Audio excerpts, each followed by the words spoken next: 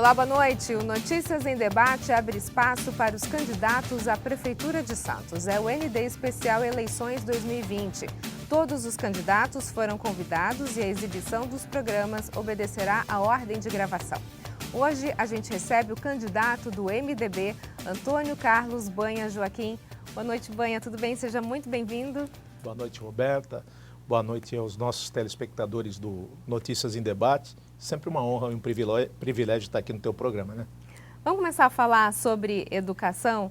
Banha, o que o senhor pretende fazer para que os prejuízos causados pela pandemia no aprendizado dos alunos seja revertido? A gente está vivendo um momento inusitado, né, em relação à educação. A pandemia trouxe imensos prejuízos para os nossos alunos. O que o senhor, enquanto candidato, pretende fazer?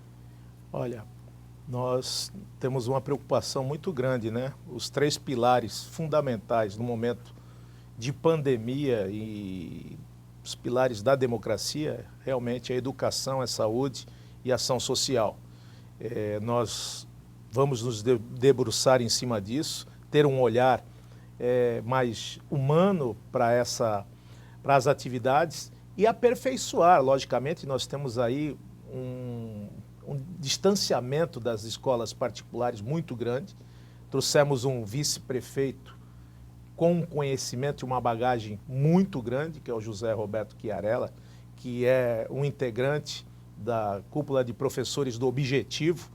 Então, a gente tem muita certeza de trazer para o poder público coisas da iniciativa privada que, logicamente, não adicionarão muito custo, mas com certeza trará qualidade. Ninguém faz educação sem consultar as bases. Quais são as bases? Ela começa na família, ela atinge os próprios públicos com a participação direta dos diretores. Cada colégio é uma realidade na cidade, cada colégio tem a sua dificuldade, os alunos têm a sua necessidade premente, porque é esse equilíbrio que a gente quer dar no nosso governo. Então, nós faremos um programa de governo com relação à educação, principalmente em cima das professoras, da família, dos pais e mestres e principalmente das diretoras.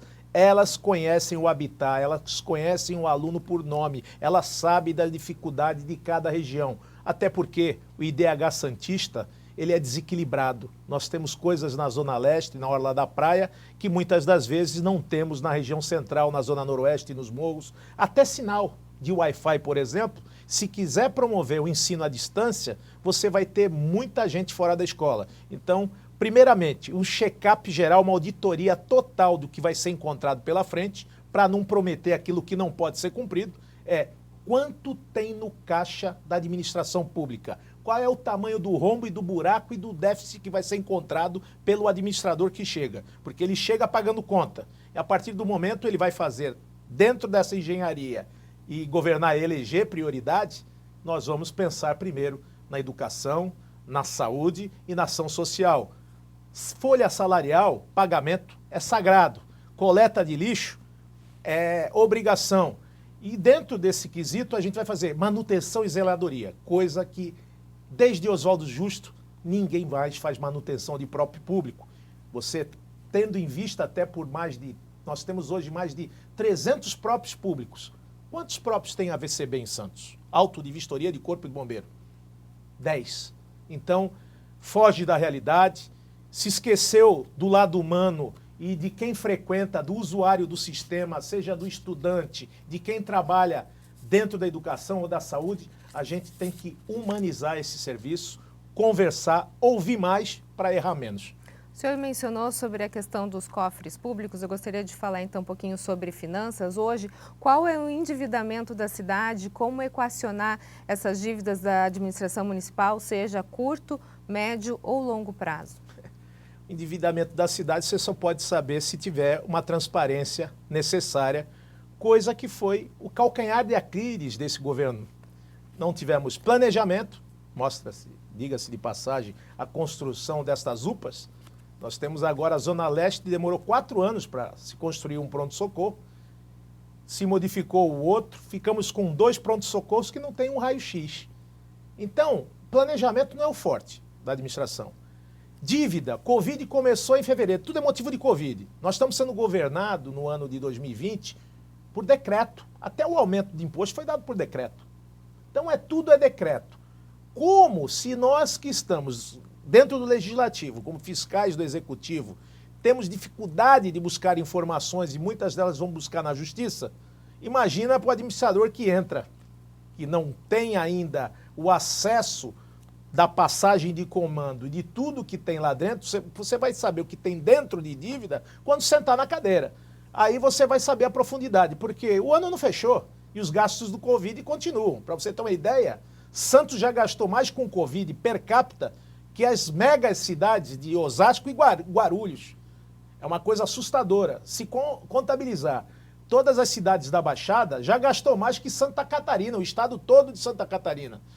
Então tem muita distorção, tem muita desídia, tem pouco caso, tem responsabilidade, superfaturamento, coisas de grande monta. E o administrador, por isso que a gente fala, só se pode planejar em cima daquilo que você pode executar através do orçamento. Já sei que o orçamento será uma peça de ficção, porque se você não fecha o ano, está em crise, pandemia, você gastou mais do que arrecadou, então de que maneira você vai ter uma noção de investimentos para a próxima legislatura? Você vai ter que trabalhar com aquilo que você tem e não vai poder contrair empréstimo. Ok, a gente vai para um rápido intervalo e na sequência a gente fala um pouquinho mais sobre eleições 2020. Eu volto já já.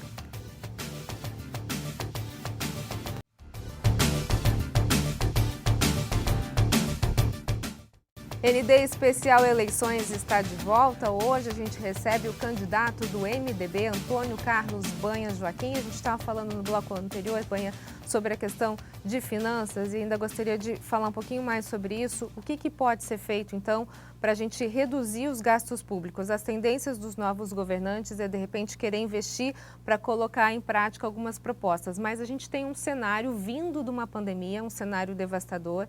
Eu acho que quem assumir qualquer prefeitura que seja da nossa região vai ter um desafio muito grande pela frente. Então, o que pode ser feito para a gente reduzir gastos públicos? Logo de cara, depois de uma auditoria judicial, você já sabe o que tem de curto, médio e longo prazo de dívida. Se você não pode contrair empréstimo, porque já foi acordado nesse ano com o consignado devido à Previdência, devido aos empréstimos que foram adiantados pelo governo federal e do estado, o administrador futuro só poderá contrair qualquer tipo de empréstimo em 2022. Então ele já sabe que vai ter que andar com os recursos próprios. Dentro desse recurso é eleger prioridade. E dentro dessas prioridades estão o quê? O cobertor é curto. Nós temos hoje secretarias, autarquias e fundações. 24. Será que esse é o número? Então você vai ter que fazer a conta da dona de casa, a conta do trabalhador, a conta do pequeno e grande comerciante, do médio comerciante, que é na ponta do lápis. Se você elegeu prioridades, saúde, educação, ação social, pagamento é sagrado, coleta de lixo, manutenção e zeladoria, se você conseguir fazer isso no ano que vem, você é um herói. Para você ver o tamanho do endividamento público que nós temos lá. Porque tudo que foi feito, essas construções aí, elas não foram feitas a custo zero, não. Não tem almoço de graça, tem pagamento. Só a entrada da cidade é 1,5 bilhão. Pago com o dinheiro do Santista, pago com o dinheiro do contribuinte, porque vai ter que pagar para a Caixa Econômica Federal.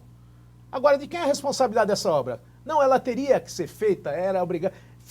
Faltava acessibilidade? Há necessidade? Logicamente que sim.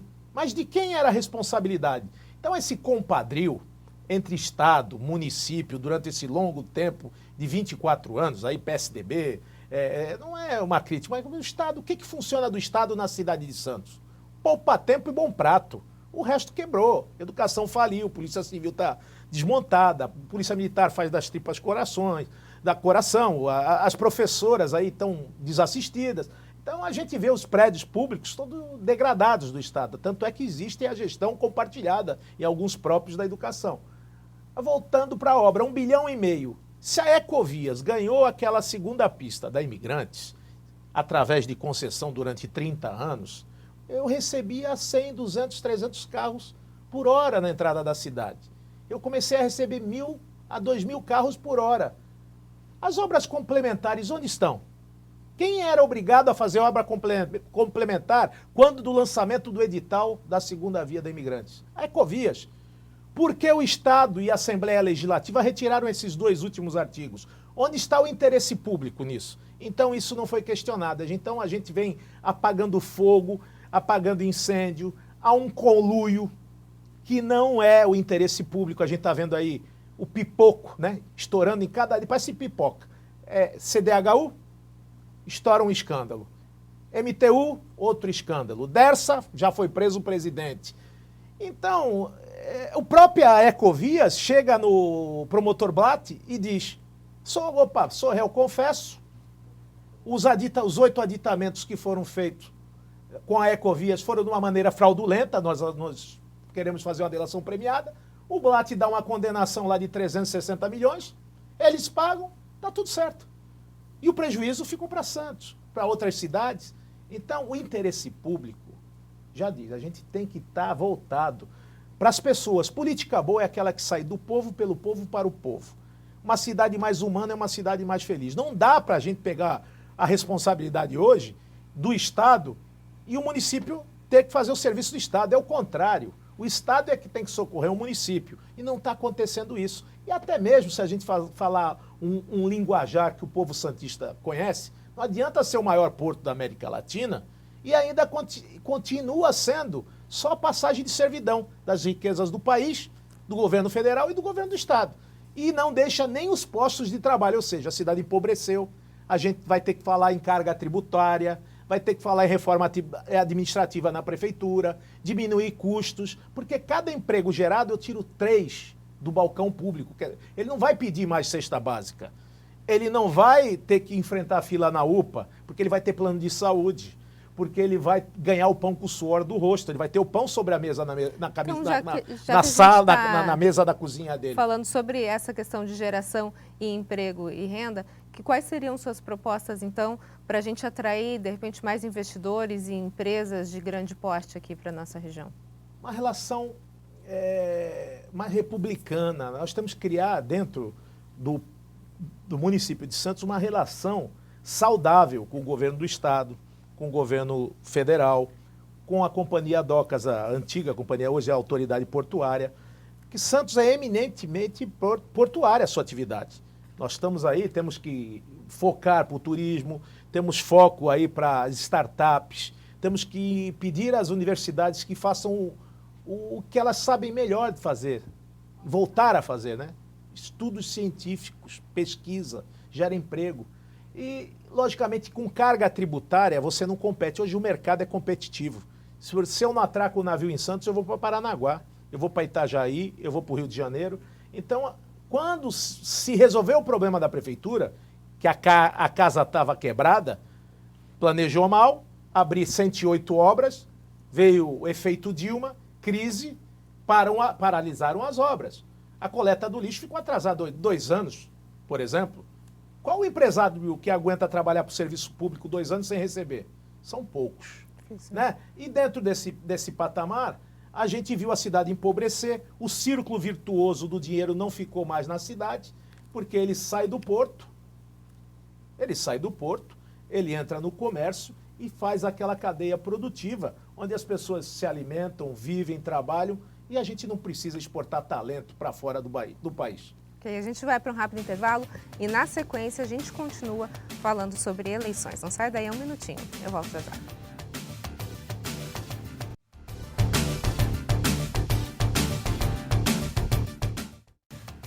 ND Especial Eleições está de volta hoje com o candidato do MDB, Antônio Carlos Banha Joaquim.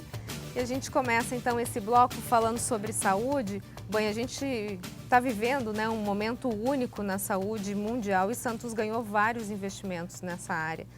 A gente ainda, apesar de tudo que a gente está vivendo, todos os investimentos, tudo que veio para Santos, a gente pode dizer que a cidade de Santos ainda está defasada na questão da saúde? Já começa defasada o quesito primordial de saúde, é saneamento básico, né? Quando a gente fala de falta de habitações populares, a gente entra no Guinness Book às avessas de Santos. Nós temos a maior cidade de palafitas da América Latina. Então, não dá para dizer que nós temos um saneamento básico decente, não dá para dizer que as condições de habitabilidade do santista, por isso que eu te falo, o IDH em Santos, em alguns lugares parece que nós estamos na Suíça, em outros, Serra Leoa, Nigéria, países africanos, Centro, Vila Nova, Paquetá, a gente tem um índice altamente de doenças contagiosas, nós temos problemas no dique da Vila Gilda com relação a toda aquela estrutura de palafitas. E como é que resolve isso? Linhas de investimento que estão sendo liberadas hoje pelo governo Bolsonaro. 5% são as linhas de crédito, de financiamento ao ano. Então, o que precisa o construtor e o que precisa a habitação em Santos? Áreas, terrenos. Nós perdemos recentemente uma que saía do porto e chegava até a Transbrasa, por exemplo, eram 4 quilômetros de área para fazer habitação. Por que perdeu? Tivemos 11 anos para fazer habitação naquele local. O SPU foi lá e tirou recentemente a parceria que teria para utilizar aquele terreno. Temos mais de 300 a 400 terrenos que já não têm a função social da propriedade no centro de Santos, que o centro de Santos faliu, quebrou praticamente. O Alegra Centro é uma tristeza, que não deu certo. Grifaram e tombaram patrimônios que não tem nada a ver com o patrimônio. Coisa velha é coisa velha, patrimônio histórico é patrimônio histórico. Vários níveis de proteção engessaram a cidade e hoje nós temos vários imóveis que não têm a serventia nem uso para nada. O que fazer então com o centro de Santos? Precisa adjudicar esses imóveis, porque isso é até uma tese que defendi na faculdade. Estatuto da cidade. É de 2001, nós estamos em 2020. Função social da propriedade, imposto progressivo, não foi pago. Se o valor da multa já é 20 vezes maior do que o imóvel, por que a prefeitura não adjudicou? Está esperando o quê? Um refis? A especulação? De quem é o terreno? Não interessa. Adjudica, termina com essa, entre aspas, essa reserva de mercado que se criou em Santos com os tombamentos a eito e, logicamente, grifar. Patrimônio histórico tem que ser preservado e, logicamente, aqueles níveis de proteção não coadunam com a realidade. A gente tem que rever tudo isso, fazer do centro locais de habitação popular, porque quem mora lá no centro, quem vai morar no centro, vai ter que se vestir, vai ter que se cuidar, vai ter que comer, vai ter que ter escola. Então você vai gerar o quê? Um bolsão de pessoas trabalhando e se utilizando daquele entorno, ou seja, vai ter vida. Né, economia. Você vai dar vida e vai gerar economia. Aí quando você fala, pô, e a ação social? E o dinheiro do Covid? Por que a saúde está desse jeito? Se logo de cara recebemos 56 milhões do governo federal, todo o dinheiro dos fundos municipais foram utilizados no Covid. E a prestação de conta disso? O Covid. Covid é grave, é uma guerra invisível, né? Um inimigo letal, invisível, e que precisa ter o quê? Avaliação, tratamento, diagnosticar os focos infectantes, disciplinar protocolos sanitários e a prestação do dinheiro disso. Onde que está? Se nós já gastamos mais que Osasco e Guarulhos per capita, tem muita coisa errada. Por que não tem lá o portal da transparência? É o que nós fizemos uma lei recentemente, que no diário oficial do dia de hoje foi vetada pelo seu prefeito municipal, que era o quê? A obrigação da transparência. A transparência é o princípio básico. Legalidade, impessoalidade, moralidade, publicidade, eficiência. A transparência ela está dentro disso. E quando a gente faz uma lei, se faz lei é porque não está sendo feito ou praticado ou dirimido, qualquer que seja a dúvida. Eu fico triste de Santos não poder prestar conta da saúde da maneira que devia com relação ao Covid. Candidato, a partir de agora, o senhor tem 1 minuto para suas considerações finais. agradeço a você, a TV Notícias em Debate, e logicamente nós queremos aí uma cidade mais justa, mais igualitária, uma cidade que pense em pessoas, que dê oportunidade de emprego. Geração de emprego e renda vai ser um desafio muito grande, porque nós temos muita gente hoje flageladas, morando com dificuldades, sem emprego. A educação ela vai nos fortalecer, nós temos que estar voltados maciçamente para o ensinamento, o ensino profissionalizante, buscar recursos. Não ter vergonha não, temos que bater a porta do governo federal, do governo estadual, ter uma ligação mais próxima com o Porto e, logicamente, fomentar a nossa juventude. A gente não aguenta mais dar recursos, dar condições aos meninos e eles não ter possibilidade de trabalho na cidade em que nasceram. Candidato, muito obrigada pela sua presença, pelas suas informações. O ND fica por aqui. Uma ótima noite para você. Fique agora com o Jornal da Band. A gente se vê. Até mais.